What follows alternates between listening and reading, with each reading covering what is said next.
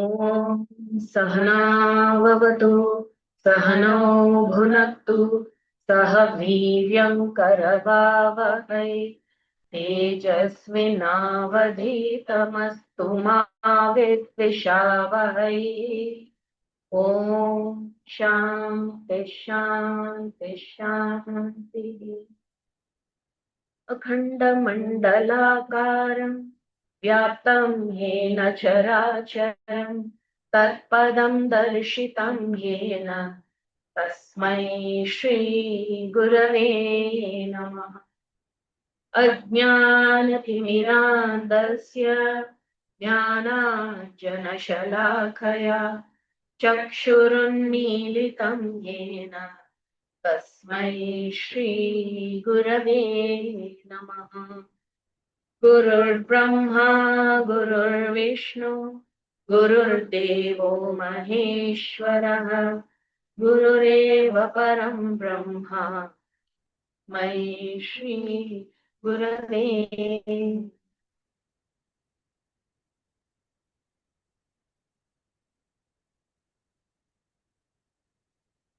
Today we shall start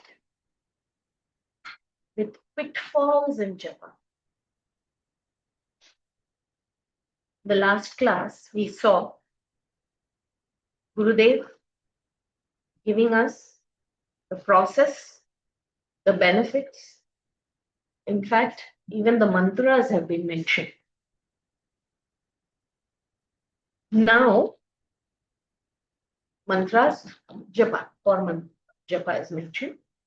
Now we will look at the pitfalls. If there are any, let's see. Japa is not physical, but a mental exercise and is to be raised to a still deeper level.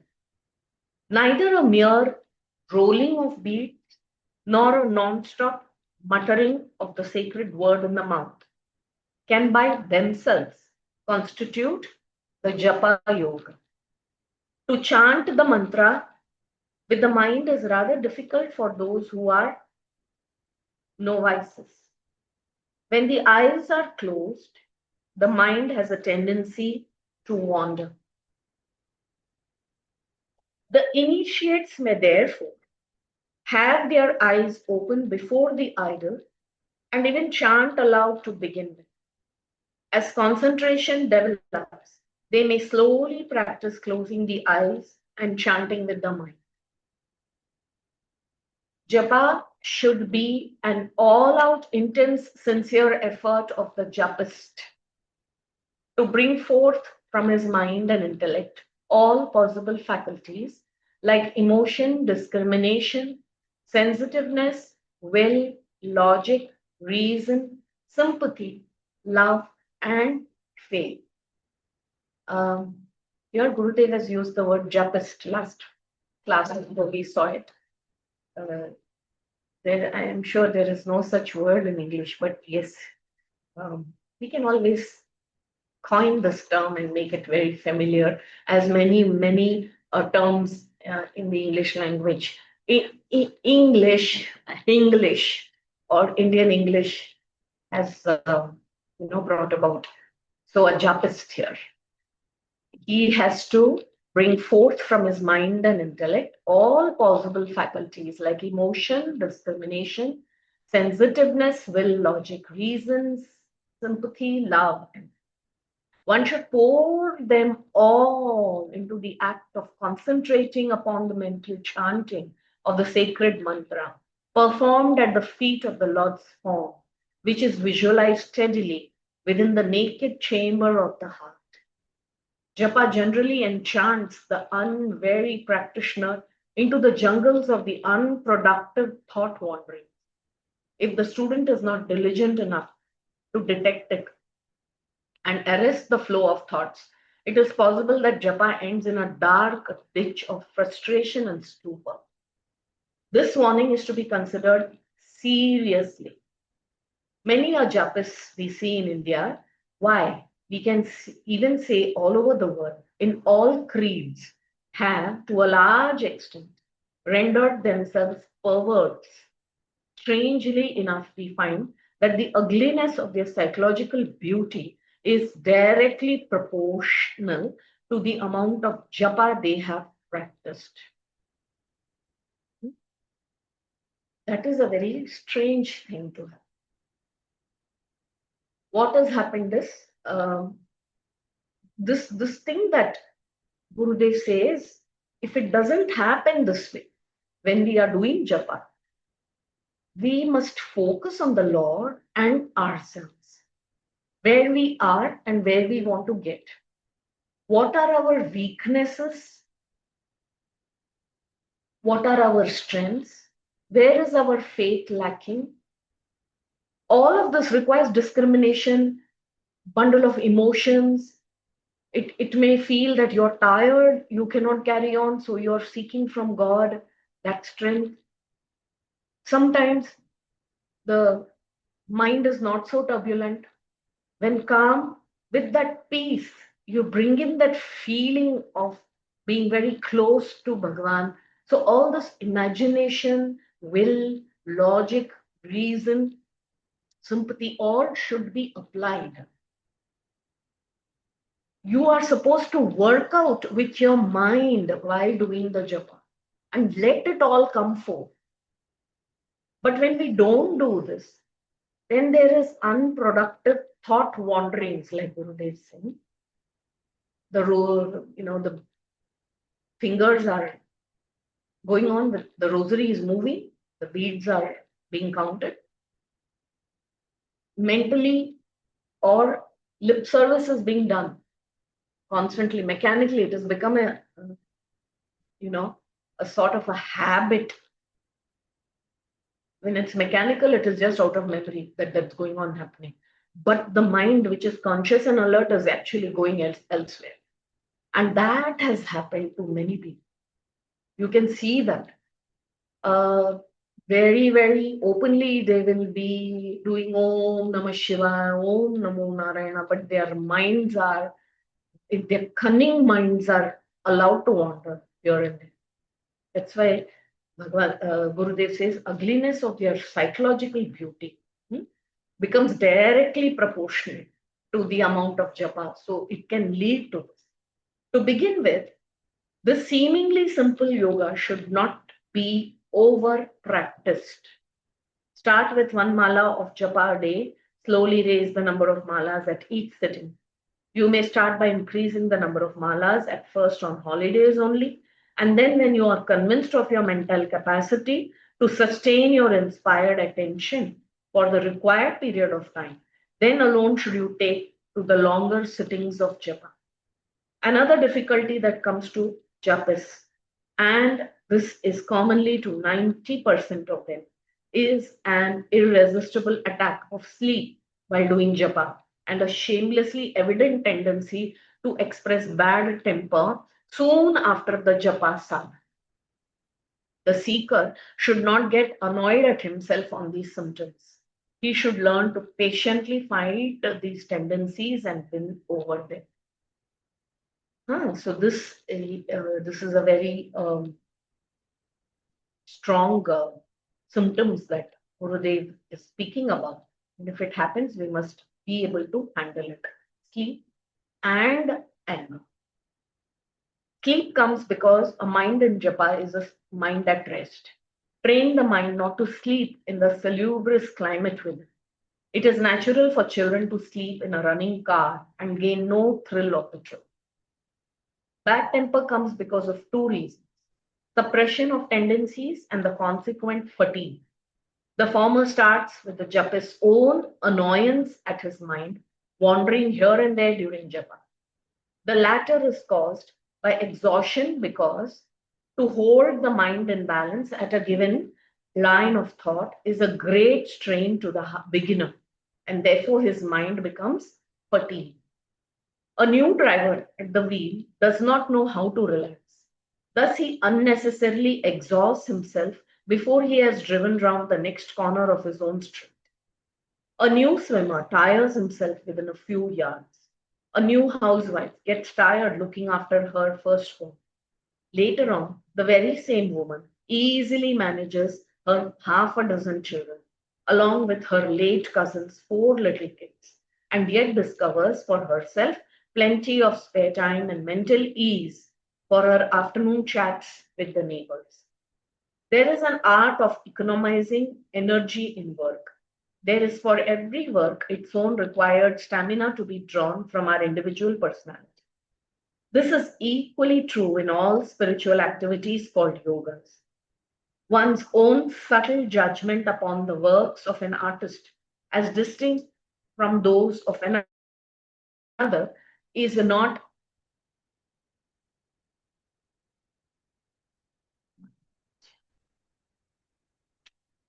a concept which is really taught, but it is that which during practice one comes to discover for oneself. The same rule applies in the art of yoga also. The artistic practitioner, all for himself. This will come as a result of continuous practice in the right direction. A japist's attempt is always to maintain his mind in one fixed line of divine thinking.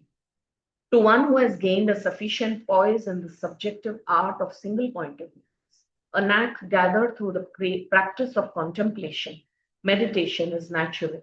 For meditation itself is but a conscious attempt to maintain the mind in one channel of thoughts belonging to the same species. Japa is thus a very healthy and effective aid to meditation if properly practiced and regularly pursued. Regularity and sincerity are the secrets of success in spirituality. Guard the mind against all excesses and make it immune to selfishness and passion. Watch how imperceptibly the mind ties itself down to things and beings, happenings and circumstances by its own unintelligent attachments.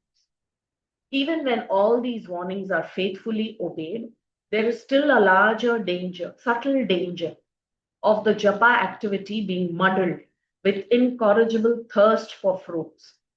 Profit motive is the strongest urge in man in all his strenuous activities. Japa polluted by his profit motive cannot end in spiritual effulgence of one doing it.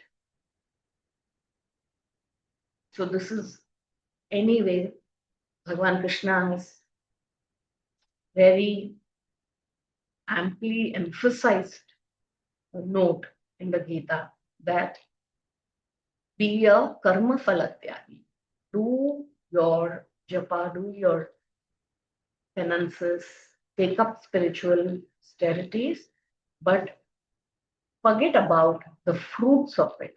Don't become like one utilitarian, I want to put in this much and get this in return. Let's not speak about it. You're doing it for its own sake. Doing it for its own sake, in it lies the reward. Until you have not come to discover this, you will be going round and round and round, seeking, doing something to gain something out of it. You'll just end up tired and absolutely exhausted. So now he says, stop worry, act. Mighty plans of action can be undertaken only by equally mighty men. A man is mighty according to the amount of energy, concentration, and tranquility of the mind that he can bring into his undertakings, with confidence in himself and faith in the goal he has chosen to reach. This self confidence can be generated and continuously maintained even in the face of dire difficulties, only if we hold on to our convictions. What we have gathered as knowledge from our studies of the scriptures, when reinforced by our deeper reflection upon them, becomes our understanding of them. And when we try to live our understanding, it hardens and crystallizes into our conviction. Thus, the great words of eternal assurances, such as, my devotees shall never perish. I shall save you from all evils. Or, equanimity itself is the highest yoga. all from Gita, can rekindle in a true seeker a fresh burst of enthusiasm with which he to meet the obstacles and vault over the hurdles in his march to his chosen goal or destination. The dejected personality in us can get revived and refilled with fresh faith and courage when we reflect upon such scriptural declarations. Let us repeat them to ourselves often, apart from our deep and steady meditation upon, as a sure antidote against our sagging self confidence and shrinking sense of dejection and gathering mental depression. Whenever this happens, whenever you feel low, go back to these assurances that Bhagavan has given in the. This is the way we have to help ourselves and put in efforts to raise ourselves, evolve spiritually. In spite of all the above methods of intelligent living, study of scriptures, assimilating it through reflection, accepting the creative ideas, keeping a high ideal in our mental vision, cultivating more and more faith in ourselves, in our chosen goal. Sometimes, in the lashing onslaught of life's urgencies, we are apt to lose balance and fall into the dirty ditches of despair, despondency, and worry. In all charity and kindness, we should not allow worry to always worry us. Why not take the battle into the enemy's land and worry the worry that comes to worry us? Worry not. No dynamic young man should waste his precious time in the suicidal mood of unintelligent worry. It has been found that there can be only two kinds of situation over which we generally worry: the inevitable and the remediable. The former worry is unavoidable, even irresistible, and we can do nothing about it. Therefore, we need not worry over such worries, just keep smiling. The latter can be remedied through self effort and right actions. Naturally, then, why should we waste time and energy by worrying? Let us get up, tighten our belts, roll up our sleeves, and work to remedy the situation which is threatening to worry us. All these need but a little more self confidence and faith in the great protector, the Lord of the universe. Surrendering to Him mentally in love and dedication, Shiva, Shiva, Shiva, let us throw ourselves into action. Who will waste time into worrying except the dull, inept, and the wretched? No intelligent man will do it or need to do it. Let us win over all our self polluting worries.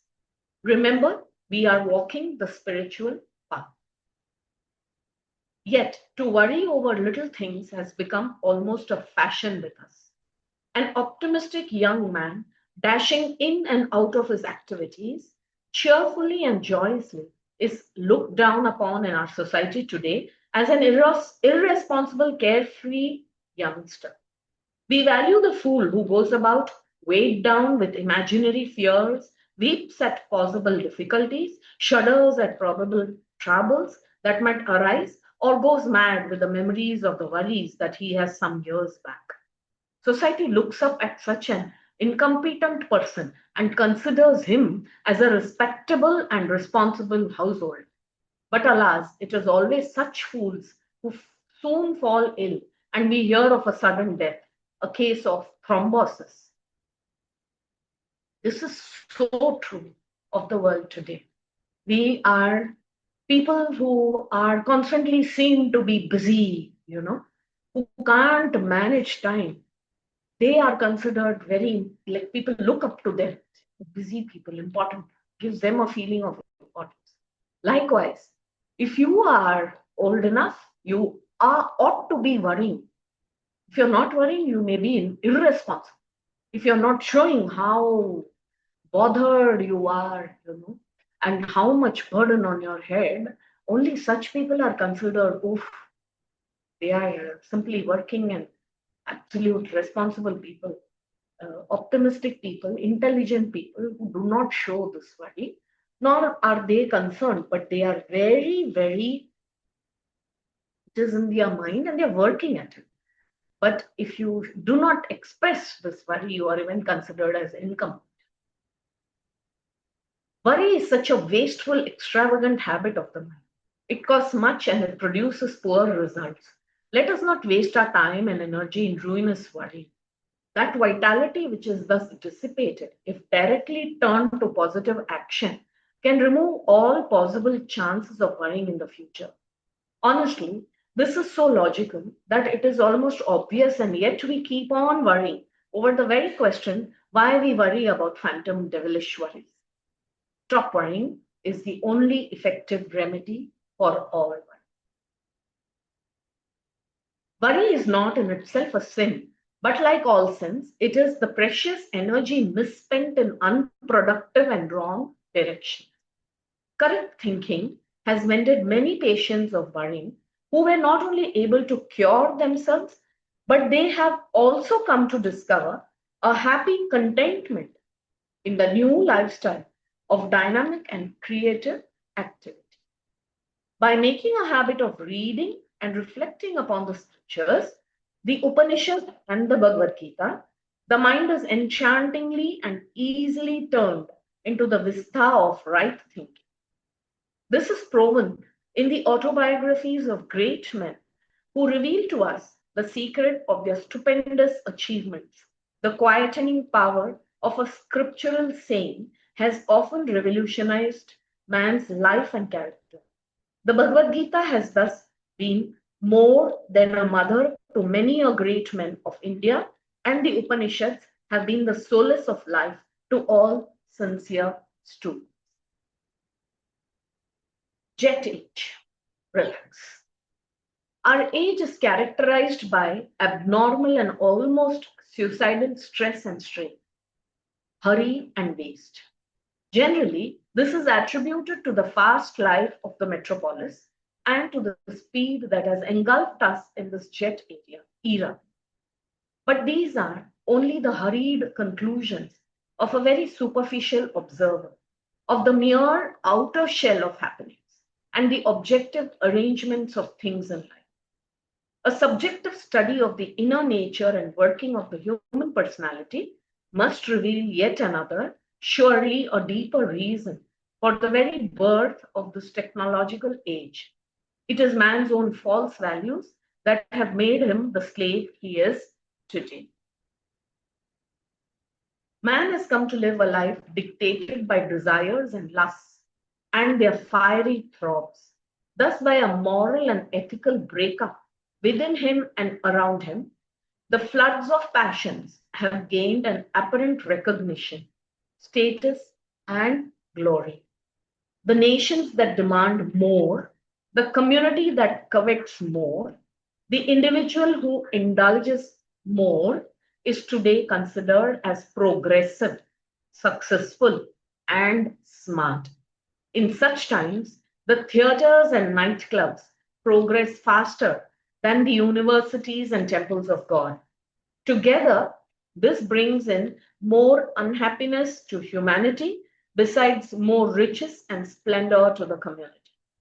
The Broadway glare blinds the majority, and they do not see the rot paraded, nor do they hear the blare of the hooting traffic and the deafening modern music, which makes it impossible for an average man to catch the bemoaning wail of tragedy from the inner, restless, fatigued, weary, and bored personality. This is then, this then is the cottage of our times, a sad humanity living through the richest era in its history. Should the tragedy be perpetuated? Is there any remedy?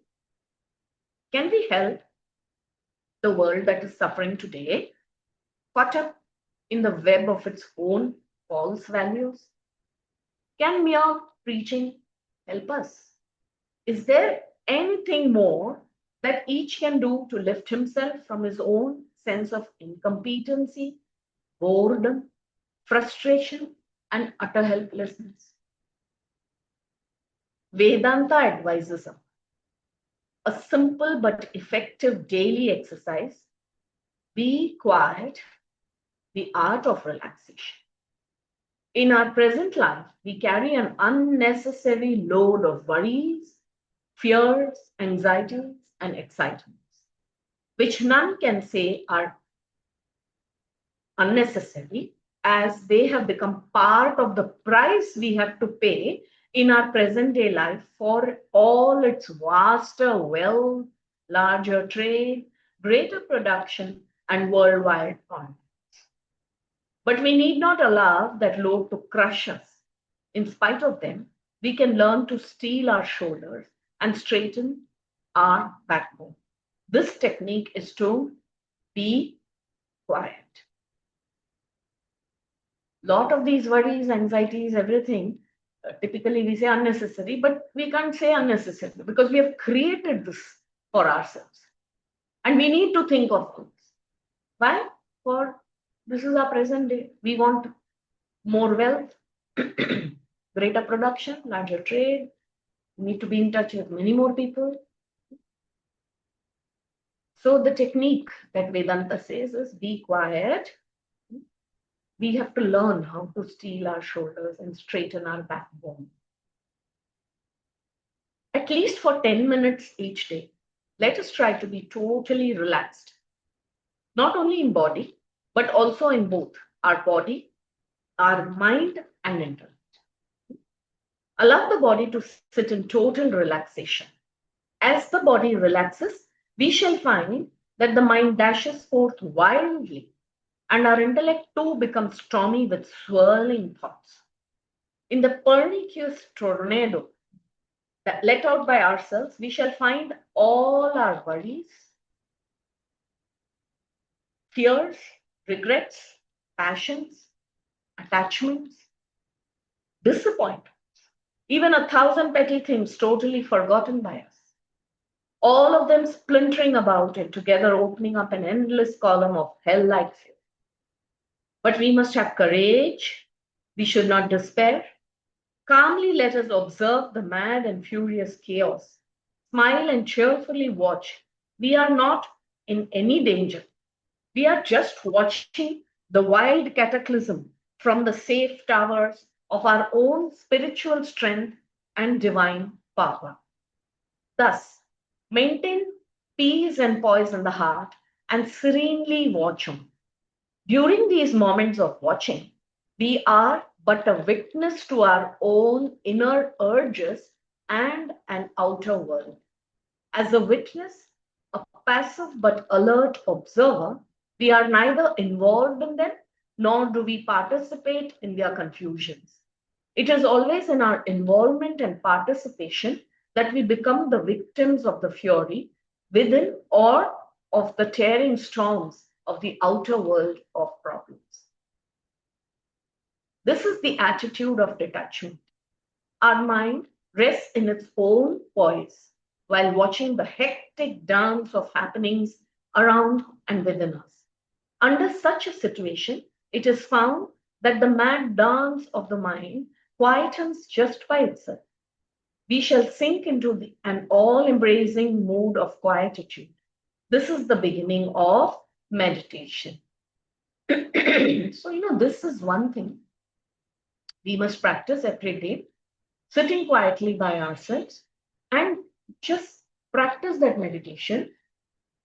And then during the day, in the waking stage, when we are with people also, try to go back to that stage when there is a lot of noise and talking happening and you don't need to really involve yourself. Just go back to that state of quietude. This way, your mind it learns how to become meditative. This is the practice, and you need to put in this much effort in it. It is not easy.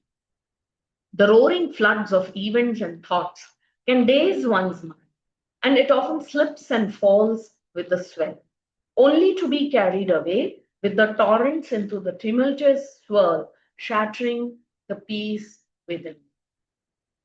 Where we keep the mind in peace, there must be a center for it to hold on to, and that is the feet of the Lord. Repetition of the mantra helps to support the mind firmly on the terrace of peace from where it can continuously watch on without its active participation or total involvement. Thus, if for at least 10 minutes every day in the morning or in the evening, we can consciously attempt to rest our mind, it can be revived from all its fatigue and it can get recharged with all its irresistible potentiality. Conscious rest is the secret of revitalizing an exhausted mind.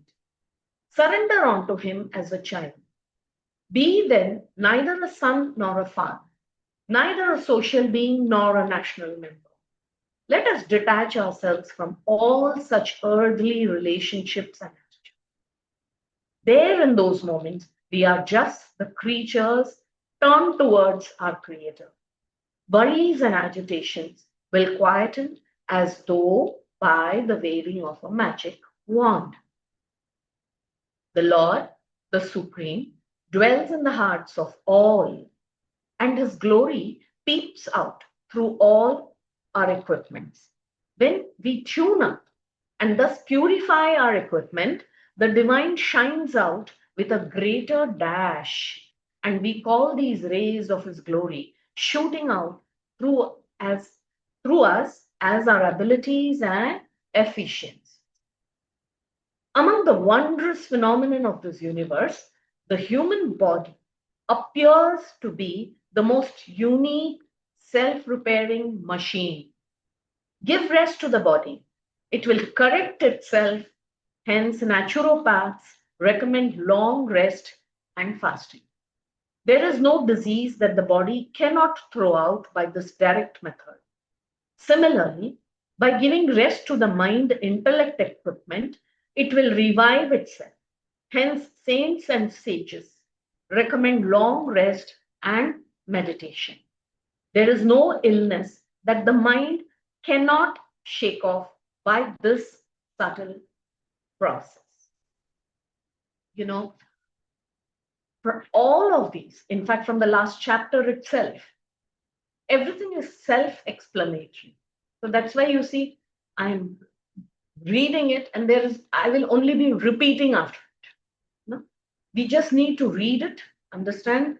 If you want it to be, absorbed, you must give it another thorough reading.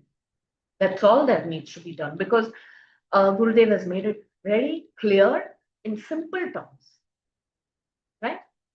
So now we proceed to chapter 9. Meditation. First of all, Gurudev spoke about japa, beautifully described its benefits, gave us the mantras, what are the pitfalls, how are we to protect ourselves from it, and what we expect from it. Now, a japist continuously doing can easily enter into meditation. We will see. He has already introduced meditation. We will see how is this meditation done step by step. Meditation is the final gateway which leads to the supreme self within. Before the self, the core of the human personality, can be reached, our attention must first be withdrawn from the world of sensual activities and then from the 5 layers of matter enveloping the 5 koshas. The mind of man, attached to these sense organs, constantly dwells in the sense objects around. His attention being extrovert, the world of beings and things creates desires and agitations in him, thereby rendering him unfit for any concentrated activity. To subdue these activities, the first step in the process of meditation would necessarily be to disengage his attention from the world. This is achieved by practicing selfless service, by cultivating devotion to the Lord, and by studying and reflecting upon the scriptural indications of the truth. Having thus achieved a certain amount of withdrawal from the world, the meditator chooses a quiet place for his meditation so as to be physically away from the disturbances of the external world. It has been the common experience of seekers, particularly in large cities, that they are not able to procure a quiet place for the purpose amidst the noises both outside and inside the house. Whenever such a situation arises, the solution would be to choose a quiet time, say an early hour in the morning, when everything is silent and peaceful. One should bear in mind that absolute quietude is not found even in the serene atmosphere of the Himalayas. So, what we are seeking is a relatively peaceful place. In fact, real tranquility is found within oneself and not in the environment. I mean, let us not make excuses. Oh, I'm in a place where there is traffic, so I'm not going to be able to meditate. No, it is real tranquility is within, it's not outside. You will not find it. Relatively quiet, peaceful place. We must be able to choose for us. In the place chosen for meditation, the idol worshipped by the seeker is fixed in front of his meditation seat, with the feet of the Lord in level with the vision of eyes. In case no particular idol is worshipped and he wishes to have one, Om sign may be prepared and placed like. Flowers, incense sticks, and other decoration help to suggest to the sense organs that the mind has withdrawn from the world and is seeking the truth. After having detached from the gross external world, the next step in the process of meditation is to withdraw one's attention from the physical body. The mind, which has pulled back from the world, may still think of the body and continue to dissipate itself. To avoid this, the meditator, sadhaka, is advised to maintain proper health and take precautions to ensure that the body does not cause any disturbance during the practice of meditation. Again, at the seat of meditation, the strain in the limbs or tension in the muscles may disturb one's concentration. To get over these disturbances, the meditator is asked to sit in the correct posture using a flat, thin cushion, not too soft. A blanket folded twice should serve the purpose. The correct posture for meditation is to sit with the eyes closed, having a maximum base, vertebral column erect, with left hand placed on the left thigh and the right hand with the mala on the right calf muscle. The eyes are kept closed and looking nowhere in particular, trying to go within. With the posture thus fixed, the mind is made to slowly massage the various muscles of the body, starting from the neck and descending to the toes, with a view to inspect and release their stiffness and tension, if any. This process is called thought massage. With the completion of the thought massage, the withdrawal of one's attention from the disturbances of the physical body is complete. The more successfully the meditator can relax, the more easily he can withdraw all his extra attention from his physical structure. Even when relaxation is successful to a certain degree, one can experience an embracing joy of peace and peace within oneself, as a cool arbor against the blast blowing from the deserts of an agitated mind. The moving away from the field of the body is achieved by consciously entering into the mental and intellectual levels. It is an ordinary experience in life that when one is deeply agitated in one's feelings or thought, one is least conscious of the body. In spiritual practices, the meditator, by engaging himself more and more intensely in his mental and intellectual fields, learns to consciously withdraw his entire attention from his physical structure. Meditation upon the Lord's form and japa, repetition of his name, are techniques by which a spiritual seeker, sadhaka, becomes fixed more and more in his subtle body and thus, for the time being, gains complete oblivion of his body and its surroundings. The subtle body is considered by our scriptures as functioning in four different offices. The stuff remaining the same, the subtle body is called the mind, and when it is working in the field of doubts and feelings. The same mental stuff is called intellect when it functions as a firm and willful determining factor. The subtle body is made up of mental and intellectual sheets, which is respectively contains emotions and feelings of the mind and ideas of the intellect. All these are mere thoughts. The subtle body, therefore, constitutes of thoughts, just as gold ornaments are made up of gold and mud pots of mud. All of this we have seen before. We have spoken of the mana, we have spoken of the buddhi, that it is all a flow of thoughts. Here, there's just a repetition for us to understand this very clearly. However, there are functional differences in these thoughts which have given them four distinct conditions. What are they? Mind, intellect. Mind is manas, intellect is buddhi, ego is ahankar, intelligence is chit.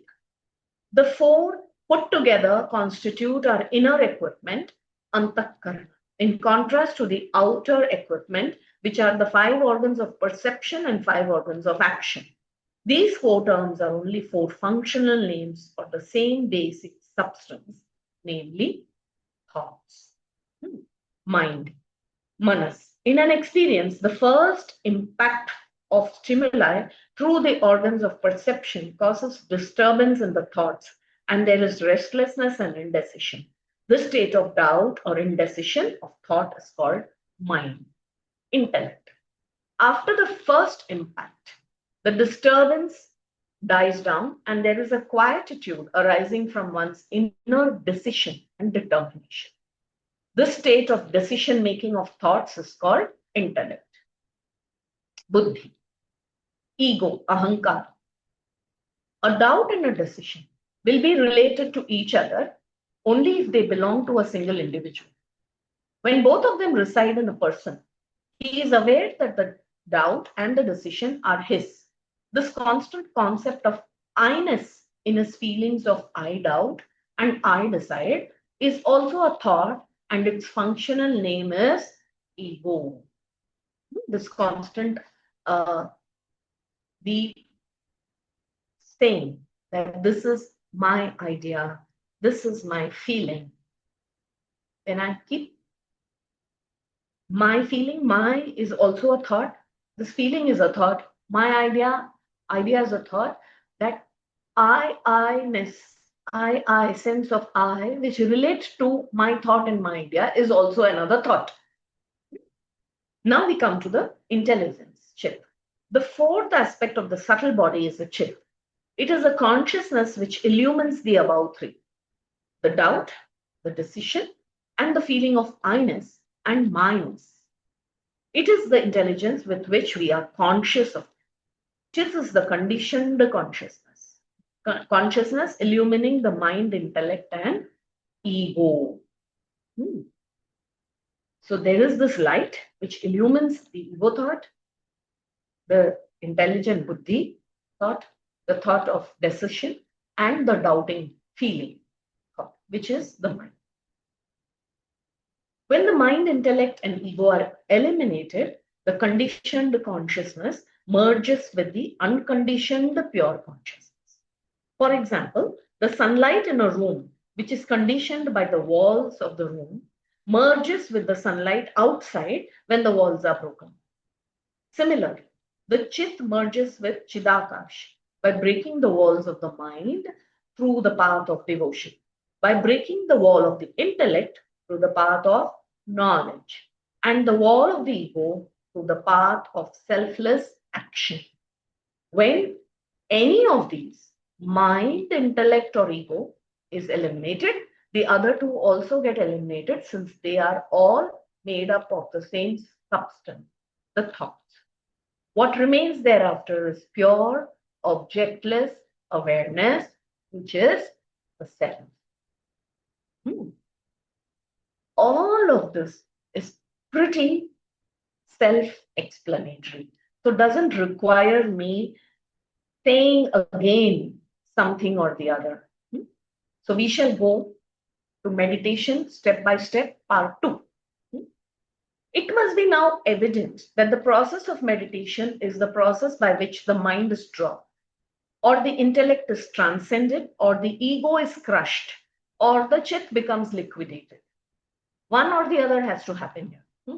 Any clever process by which this great endeavor can be undertaken and pursued intelligently is dynamic religion in practice. When this knowledge is translated into practice by a devotee, he discovers that he gets more and more established in a subtle body, and according to the degree of progress, withdraws his attention from the gross body. Thus, we, as earnest seekers, thirsting to live the life of meditation, must seek for a program of activity in our meditation seat by which we can get more established in the subtle body and gain the necessary withdrawal from the gross. The comfortable posture with the vertebral column erect and the thought massage are complete in themselves as far as the preliminaries are concerned. Now our attempt is to concentrate more and more on the subtle body so that we may forget the world and the gross body. The next step is the quietening of mind, where predominantly the thoughts and desires of the day rise and cause agitation. The ones that arise spontaneously are allowed to come up and exhaust themselves.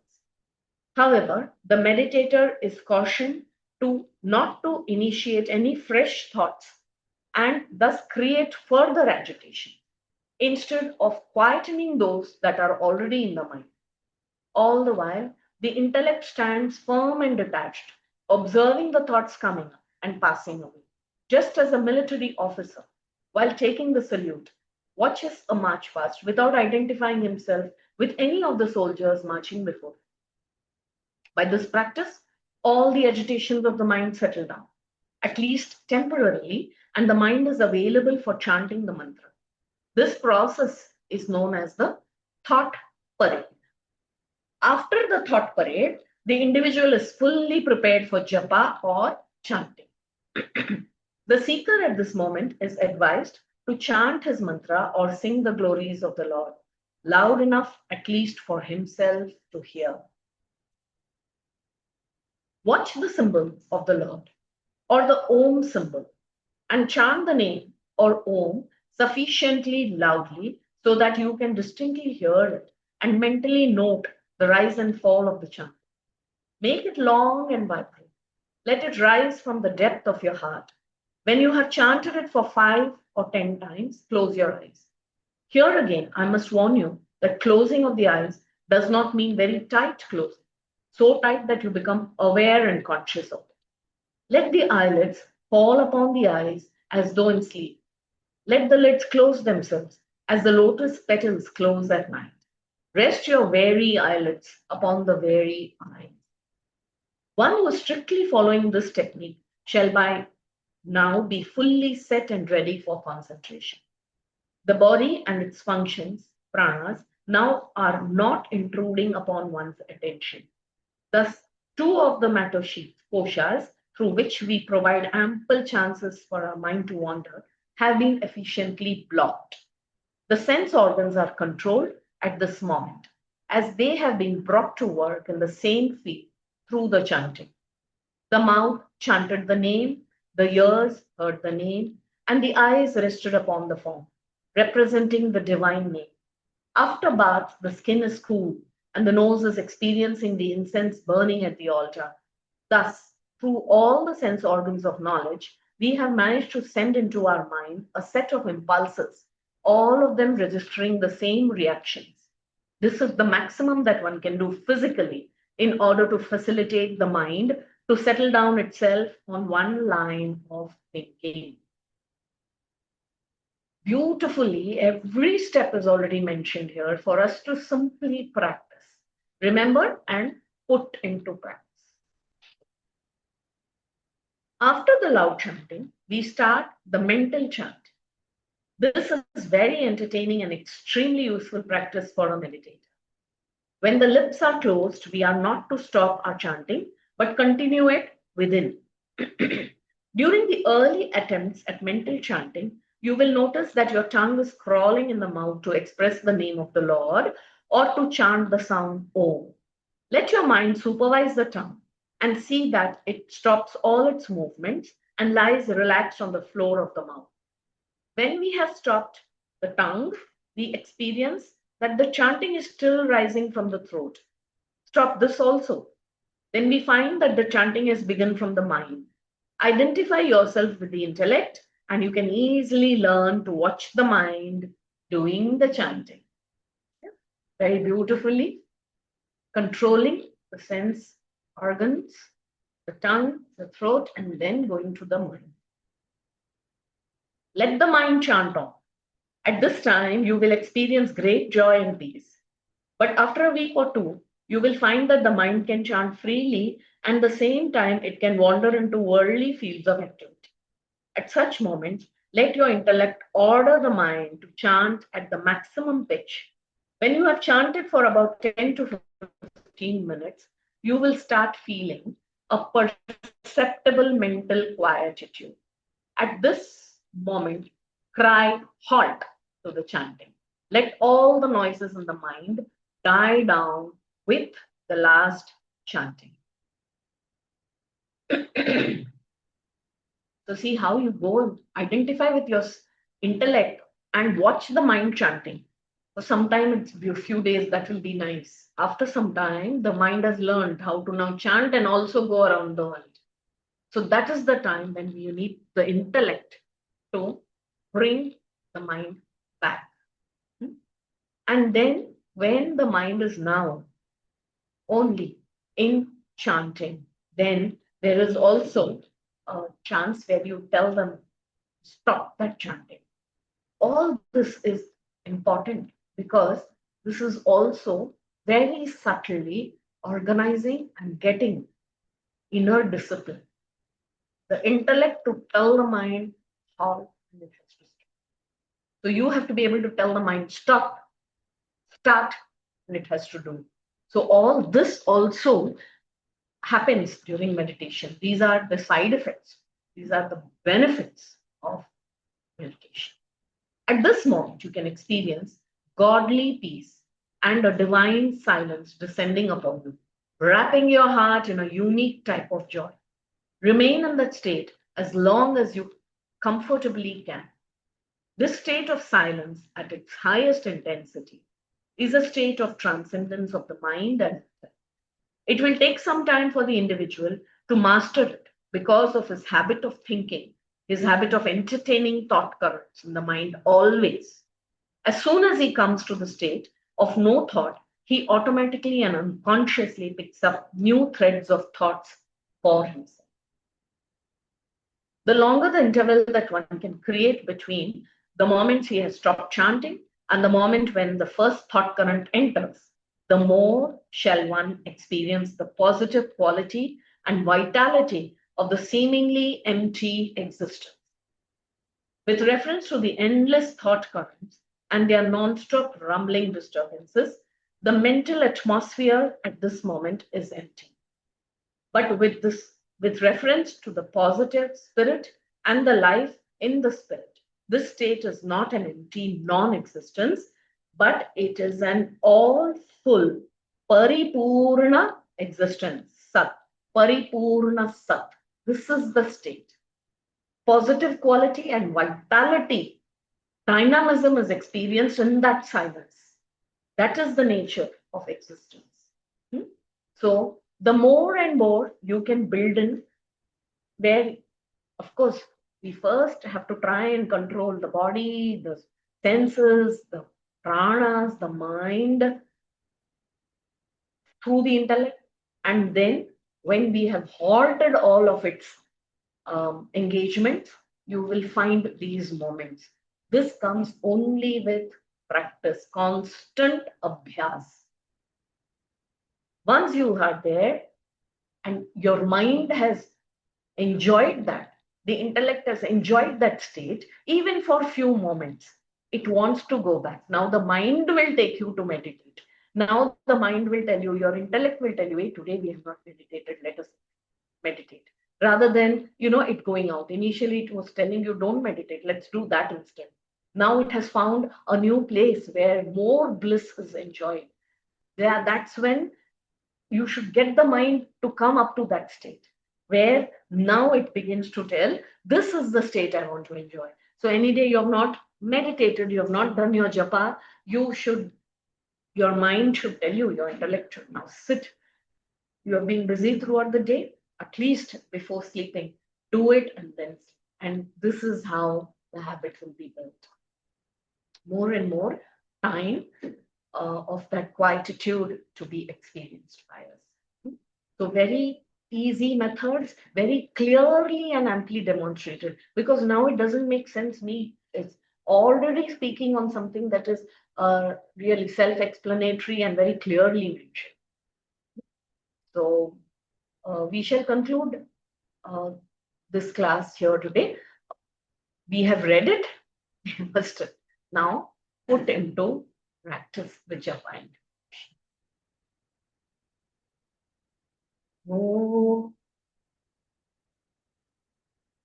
पूर्णमदः पूर्णमिदं पूर्णात् पूर्णमुदच्यते पूर्णस्य पूर्णमादाय पूर्णमेवावशिष्यते ॐ शान्ति शान्ति शान्तिः हरि ओम्